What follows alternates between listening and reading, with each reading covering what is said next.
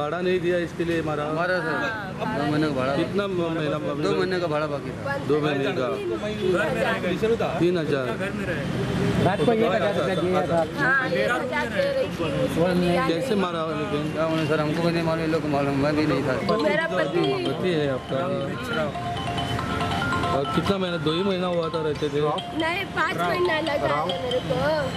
4 महीने का खत्म हो गया है, ये 5वां लगा है। 2 महीने का भाड़ा नहीं दिया है इसने।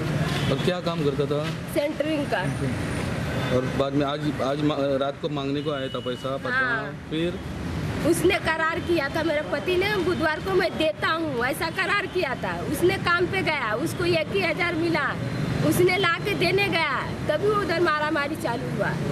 रूम पे ही मारा? हाँ, रूम पे ही मारा, घर के सामने। अकेले नहीं मारा और कोई बात? वो अकेला ही मारा है। कैसे मारा? क्या मारा? लेकिन कुछ मालूम है? लात से और हाथ से। और पहले मारा था? पहले हाँ। और पहले भी मारा था? पहले भी 2-3 बार उसका ऐसा काला बिलर पकड़ लिया था उसने। मैं चुप रुकी जाने। पहले यानी पहले भी ऐसा ही भाड़े को लग के 1-2 दिन लेट हुआ था ना, तो ऐसा काला बिलर पकड़ लिया था उसने। अभी यही लोग जो है जो है हमारे सामने यही है, और कौन है मेरे साथ? है मेरा ननद का पति है।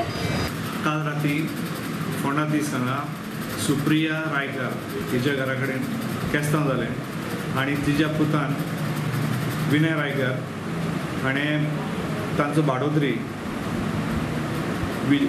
विजय हरिजन हाका एसॉल्ट केलो आनी ताका सिरियस कंडिशन जालां म्हणून ताका हॉस्पिटलांत व्हेला, थंय ताका डिक्लेअर डेड केला।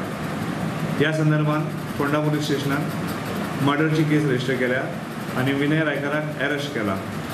झगड्याचे मेन कारण म्हळ्यार तांचे भाड्याची वसुली करपाक 2 म्हयन्याचे भाडे बाकी आशिल्ले, ते वसूल करपाक तांचे मदीं झगडे जाले आनी त्या झगड्याचें रुपांतर मागीर एसॉल्ट केलो ताणें।